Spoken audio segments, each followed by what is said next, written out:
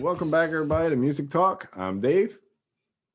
I think I'm Mike. Yeah, I'm Mike. That's Mike. So this week, we're going to do an album by a band called Groundbreaker. This is one that y'all probably never heard of. The album's called Soul to Soul. The band's called Groundbreaker. It's got a great album cover. Look at that. I love that thing. It's got like balls of infinity or something. I'm not really sure what. Yin and yang chasing each other as fireballs. Yeah, that's pretty cool. Got it on the back. I think it must be, I really believe that's probably their symbol for the band because their first album had something like it too. Here's the CD. It's got the same thing on there. Behind the CD on the case looks like that.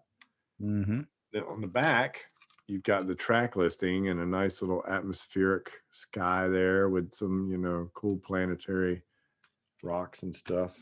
Pretty neat. Inside, we get the lyrics. All the lyrics, who wrote the songs, who's playing on them. There's Steve Overland, the singer. He's giving you himself there. There's another picture of him there. And you get all the words. So the good thing on it is they have a great album cover and his face is not on the album cover. I don't mind it when you do it on the inside like that, if that's the way you want to do it. But don't put that on the front cover of the album. I mean, come on. You know how I am about that. Anyway, a little bit about this band. Like I said, not many people know who they are, but Steve Overland has been around for a long time. He was in a band in the 80s, started out with his brother, Chris, and their band was called FM. And they had a band called Wildlife. And around 1983, they went from, what was that record company, Chrysalis? Is that what it was called? Yeah. Yep. So they were with them, but they switched over to Swan Song in 83. And when they did, they put out an album and Simon Kirk played drums, the drummer from Bad Company. Yeah. See, now that's quite a feat. Yeah. To go to Swan Song because that's Led Zeppelin owned label. Exactly. The only other band that ever really recorded on that label was Bad Company. Yeah. And it's funny that Simon Kirk actually played the drums for this album. He probably brought them in. Probably did. And they had a bass player back then called Phil Soussan, which people probably have heard of. He's played with Ozzy and Dio, and now he's with the Last in Line band, I believe. But Wildlife did a song. They did a demo of Shot in the Dark. It never made it to record. But Ozzy put it out on the Ultimate Sin album with Jakey Lee on guitar. And I believe Phil was with them at the time, Phil Soussan. So that's probably how that song came to Ozzy. So they actually got a hit off of it pretty much. So that's a little backstory of them, of Steve Overland anyway. And I think he's pretty popular in the UK. But honestly, he really should have been more famous here because the stuff they were doing back then, all through these years, it's all radio friendly, good rock. I mean, really, it's melodic pop rock kind of stuff, I don't know why they never took off, especially when you're saying, you get lucky enough to hit Swan Song's label. I mean, yeah, but look at how long ago it probably was. And yeah. And the thing is too, is like right now, I mean, was what I heard with this album, killer stadium rock. Yeah. 80s, Yep. The air scenario. Yeah. I loved it. Yeah. I loved hearing those power ballads and stuff as I was driving down the road back in the 80s. I mean, it killer shit. And if you are a fan of 80s rock, this album is the epitome of it. It really is. Oh, yeah. I mean, so the album's produced by Alessandro Del Vecchio, and we actually talked about him before on the Jeff Scott Soto album. He did a couple songs on there with him. He plays the keyboards on this record also. They got a guitar player named Sten Larson, and he's got a band called Cinema and Street Talk, not to be confused with the Street Talk in Hampton Roads area. Different Street Talk. Michael Johnson's band. And then you got a guy named Nolly Paulson, and he's the bass player, and he's with Therion, which Therion's a pretty big name. They're kind of like an operatic metal, melodic metal thing. And these guys are out of Sweden, is where they're from, Italy and Sweden. So now the drummer, I believe you said you never heard of before, Herman Furin. Right. Yeah. He's with a band called Work of Art. Now, I'm not familiar with him either. So a lot of these guys I'm not really familiar with. I've heard of Therion, and Steve Overland. I mean, I kind of stumbled on him in the past, but I don't know much about him. But I heard some songs off of this, and I thought, man, what a great CD. We ought to review this and see if we can't get it out there to people. So Yeah. we'll run down the record real quick. And then number 1 is Standing on the Edge of a Broken Dream. And to me, this is a great song.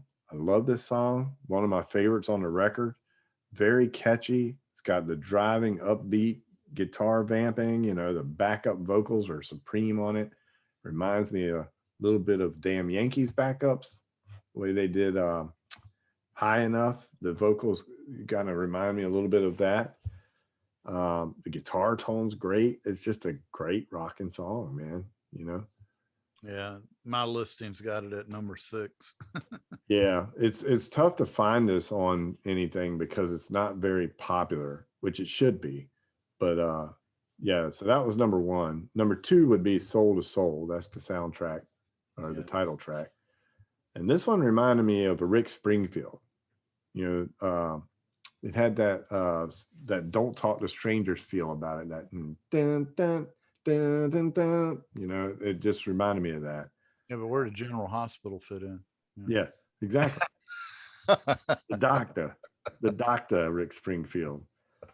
But this one is really cool. I mean, it's got the, you know, the keys, the sounding keys like you would get on, you know, some Journey stuff, Survivor, you know, maybe some Bon Jovi. You got that sound going on. It's got a great guitar solo in it. Steve Overland's voice is fantastic. It's got this outro with this little double bass. Now, they don't do a lot of blast beats, so it's not like a heavy metal blast beat. But Daisy wants to sing a song. You know, Daisy can sing. Bring her on up here. Anyway, sorry. That's all right. So the double bass outro I thought was pretty cool. Kind of ended up, you know, fading out with it, and it's pretty cool. So number 3, we get to Captain of Our Love, and it kind of slows down a little bit. I liked it because you got away from the rest of the driving. You know, this one slows you down, breathes a little bit, which I really liked. It's got another great guitar solo in it. Steve's voice is great. He's got really catchy hooks in here. I mean, I think so far the 3 songs, any one of these could be radio hits, really. And I don't know why they're not. I mean, these should be on the radio. To me, this band sounds like if you were to take Journey and put Michael Bolton on vocals, that's kind of what you're getting. And Michael McDonald in backup. Yeah. I mean, it's got a lot of that flavor, right? I mean, yeah, it does. It has a lot of that. It's, you know, it's the Big Hair, Stadium Rock, White Snake, Scorpions. You know, you got those ballads, man, and you know, I got to tell you, it's nothing like it. Well, and 2, when I say Michael Bolton, I don't mean the older, the latter stuff. I'm talking about the first 2 records when he rocked, and then he stopped rocking. You know, yeah, when he had his long hair and then he cut it off. Yeah, and that was it. Like Hercules syndrome, you know. Exactly. That's what I was thinking. Samson lost his power when he cut his hair, right? Gets his hair cut off. Yeah. Yeah. So when he cut his hair off, I guess all of his harder rocking songs disappeared. I don't know. I went to he went to the venue of, oh God, what's his name? It played the soprano sax all the time. Kenny G. Yes. Down that Kenny G road. They kind of the adult, whatever you call it, contemporary. That ain't adult contemporary. That's, no, I don't know what it is. Yeah, it's that's suicidal tendencies. elevator. And Elevator, I guess. I don't know. He took the only, tendencies. yeah, suicidal, yeah. Totally different music from Suicidal Tendencies. So then we get to number 4, and that's Evermore.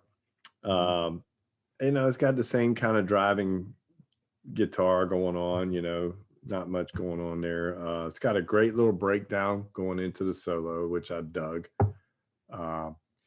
Get to number 5, it's called Wild World. And it kind of, the music reminded me of an Eddie Money song. So I don't know. There's all kinds of stuff that he reminds me of. There's so much that you are familiar with in these songs that it's like, man, that reminds me of this. That reminds me of that. That reminds me of this. But this song here, Steve actually plays guitar solo on, which is pretty cool because, it's the only song he played the guitar solo on. So then the second verse of this one, they kind of break it up. They're not really doing the vamping on there. So I thought that was cool. They do a little syncopated thing. The only thing that bothered me on this song was there's a line on there where it says, and all of us live on to love again. And then they take it and echo it. It's almost like they clipped it and then stuck it right behind it and did it again. I wish he would have sang them both times and changed the second one up a little bit. Yeah, I think it would have added more to the song, which I like the song, and the echo thing was okay. But if it would have just changed it, like maybe hit that last one higher or something, I don't know. Just well, at least they didn't treat it like an advertisement. Sunday. Yeah, it wasn't really like an echo effect, and I mean it was, but it was you would have to echo the whole line. It was really like he clipped it and then moved it over here and did it again, like a repeat more than an echo, I guess. I just wish they'd have used other singers to answer it. Yeah, that would have been much better. So. To be like he sang the line and then they sang it back to him. Yeah, that would have been pretty cool too, because I think he's doing pretty much all the vocals on here. I'm pretty sure. Yeah. Then again, I hate to keep repeating it, but it's the lockdown bullshit. Yeah, I guess. I told you a couple weeks ago, I'm not giving them excuses for that anymore. If it's a crap song, it's a crap song. There really shouldn't be excuses for it because of the technology that exists. Yeah. And I mean, you put a few $100 in a hub, you can literally sit around live and do recordings. You can. Exactly. Coast to coast. You listen to the Dirty Honey album and stuff like that, and they were doing it during lockdown. So, and that was great. So yeah. And the production of this is great. I mean, I think all of the instruments sound good. The drums sound great. The bass is great. The vocals, everything on here sounds great. And it's coming from Sweden. Over there in Sweden and Italy and all these places, man, they're really putting out some great sounding CDs, man. I mean, all the stuff that we've been reviewing from over there, they sound better than most records I've ever heard. So I don't know what they're doing over there, but I mean, you look at the Dead Daisies record, even the Jeff Scott Soto record, and this one. I mean, these things are just excellent productions. Man. Number one,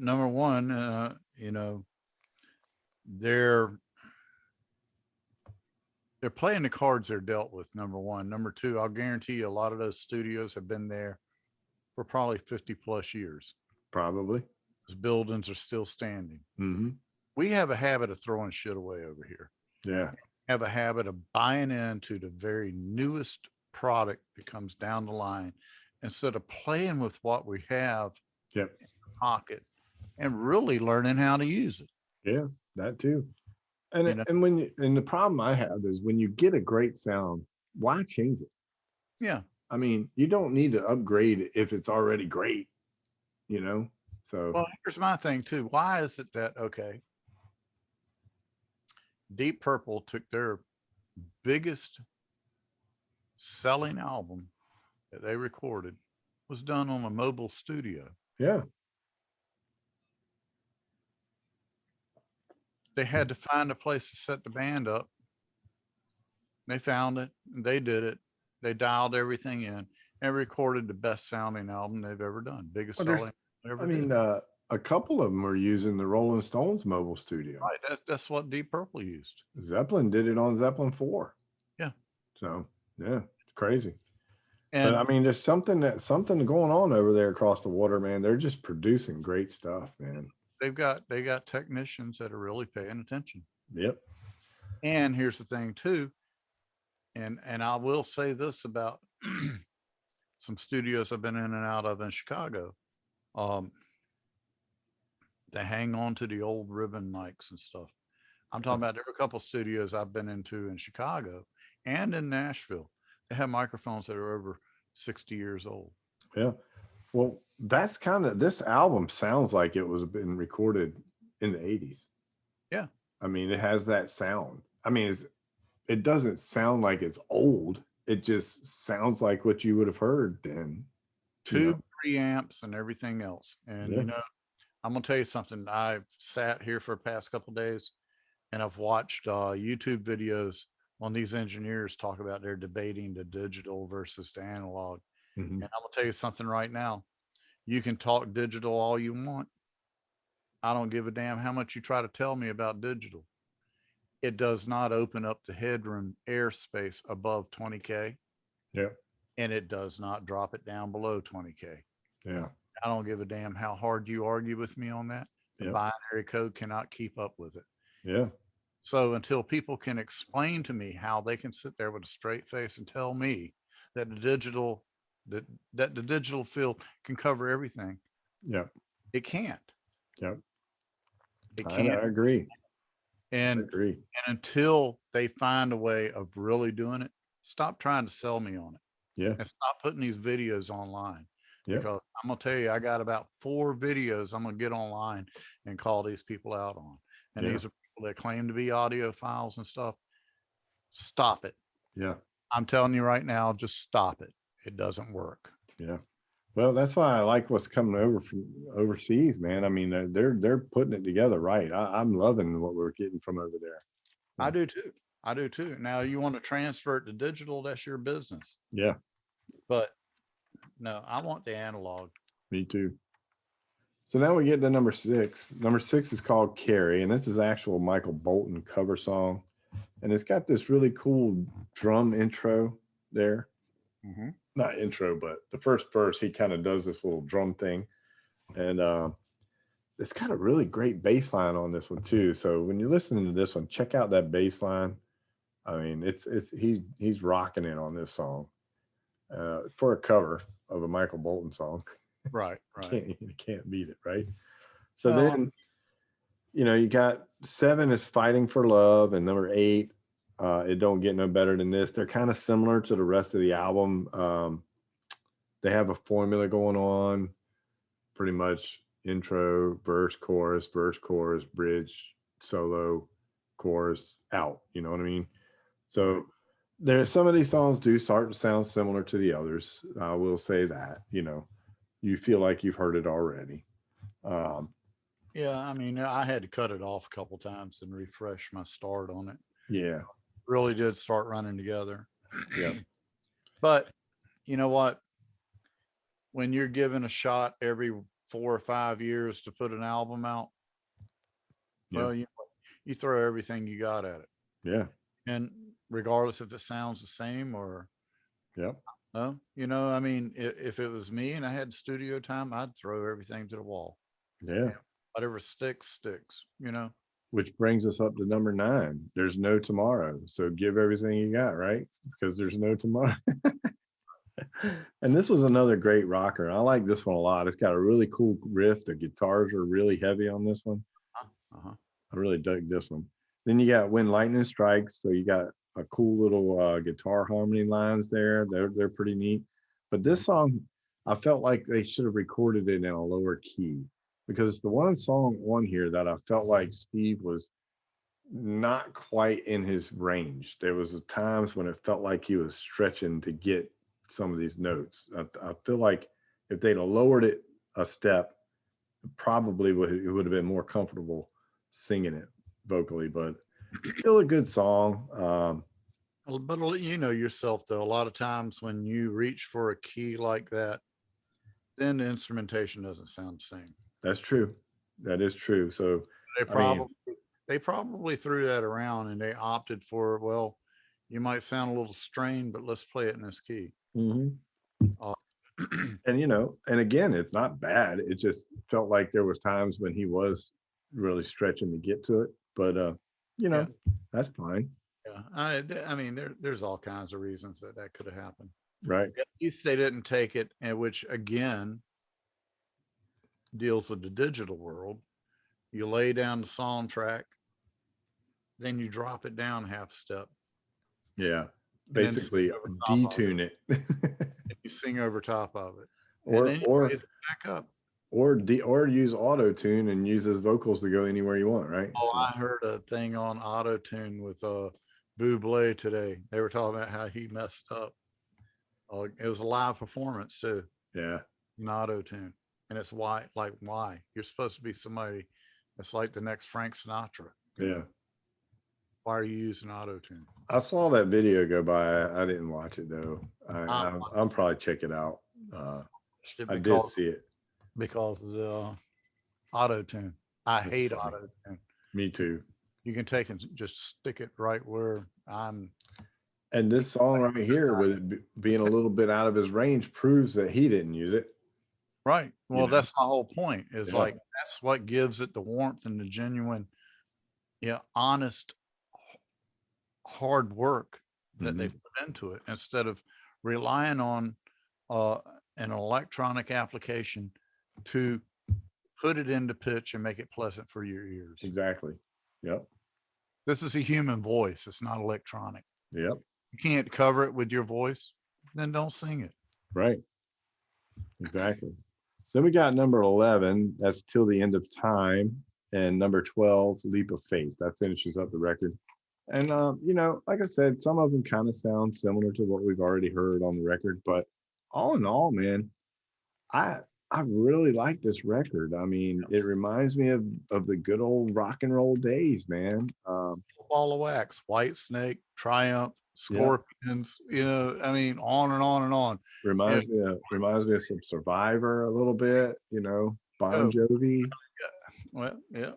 I mean, I even heard Michael McDonald in some of the background vocals. Right. I mean, it's just a great album. I mean, you'll feel like you've heard some of this stuff before. It's so familiar. Yep. And to me, Steve Overland's got a great voice, and I just don't understand why he's not more famous.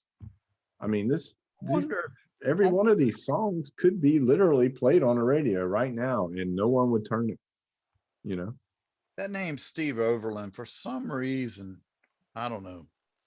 I'm gonna have to look this up. Well, I'm sure he's been around in the circles with But everybody. something keeps triggering in the back of my mind, Kansas. Hmm. I don't know. I've never seen him associated with Kansas or anything. I haven't either, but I keep hearing that name, Steve Overland. And Maybe he opened up for him one time. well, it could be. You know. Well, it could be too that he was at one of the casinos that we, were traveling through when I was with Ronnie Wolf. Could be. I mean, I think FM would have been a name that he would have went under that most people would have heard of, the band FM. Overland is just something else that he did. But I'm telling you, go back and listen to some of this stuff. I suggest people go dig into it. I mean, the guy is a great vocalist, and he's got a lot of stuff out there, and he should be well known, in my opinion. The guy's just a great singer. So for me, I'm giving this record an 8.3. I liked it a lot, so I went 8.3 on this one. I'm gonna stand on an 8. You're going with an 8.0, okay? And with an 8.0. I mean, I feel like there could have been, and again, we're talking about the lockdown and all that shit, and I hate to keep talking about that, but I just feel like that there are shortcuts. that was entertainment. I got the cats do them, whatever they're doing. That's what cats do. Anyway, I just feel like at times that there are shortcuts taken that probably didn't need to be taken. Mhm. Just might have taken a little bit more of an effort to put it across. Yeah. But if everybody is dealing with the studio in their neighborhood, or they have the capabilities themselves, then why aren't they putting effort in? Yeah, I don't know. Well, to me, the one thing that I wish they would have done on this record is you had a great keyboard player. He produced it. He's a great keyboard player. There were a couple times when they could have done a guitar keyboard trade-off, a Deep Purple action type thing, and they didn't do it. And I wish they would have, because I think that would have made a couple of these songs better. It would have broke the formula, and you have the ability to do it. You could have, could have nailed it. I would have probably put it up to an 8.5, 8.7 if you gave me one keyboard solo. Well, it's funny you're talking about the live situation. Oh my God. I watched this album on YouTube, and immediately following this, Deep Purple, live in Japan, Lazy, John Lord, and that long organ intro solo. Right. They rip into that song, and I'm gonna tell you something right now. Well, Richie Blackmore, and I don't care how big of an asshole he was or is, the man knows that guitar. Yeah, he could write a riff for sure. Yeah, he could tear it up, man. He could tear it up. He was first guitar player I would hear bend down to a note. He was started Exactly. bend and bend down to it. Yep. There weren't That's a Blackmore trademark, man. There wasn't any other guitar players doing it at that time. And then Jeff Beck picked up on all that stuff. Yeah. Well, Jeff Beck kind of perfects everything he does. So that's another. But anyway, yeah, this album here, Groundbreaker. Yeah. Deal with it. Get it. I think it's great, man. I mean, there's not a song on here I didn't like. They did kind of get similar at points, but I liked every song on here. I was singing every one of these songs, man. I liked it. And the thing that I really liked about it was the production. Production was awesome. And the thing is you weren't listening to drum triggers and stuff. There's the rest. Alex Van Halen used triggers. Yeah. Simmons drums with the brain. And then he went to D drums. Then he went to D drums. Yeah. But all that big kit up in front of him was a show. Yeah. All it was a big show. Yep. Now, here's another thing now we got to put out there. This is off subject. Uh-oh. We're off subject now, people. Michael Nesmith passed away. 78. Did he really? Yeah. 78 years old. Wow. I didn't hear that. Yeah. Dang. Yeah. He well, here's to Michael Nesmith. Not a lot of people know it, but he wrote that first song Lynn Ronstadt sang. Different drummer. Yeah. With Stone Ponies. That was his song. Wow. That's what put her on the map. Crazy. He wrote a lot of songs. And that's another story that we could probably spend hours talking about. Yep. Getting into that side of the music industry. Yeah. But yeah. All right. Well, let's wrap this one up. Groundbreaker, Soul to Soul. Check it out. Great album. Love it. Steve Overland. Look into him. Great singer. So until next time, y'all stay safe. Peace out and listen to the music. And always remember to hit record. That's right. I'm Dave.